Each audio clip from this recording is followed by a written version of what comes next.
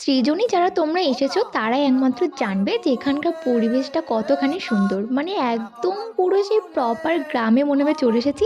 আর এলে তো তোমার মনে হবে না যে এখান থেকে এবার যাই। তুমি ঘন্টার পর ঘন্টা এমনি এক জায়গায় বসেও কাটিয়ে দিতে পারবে।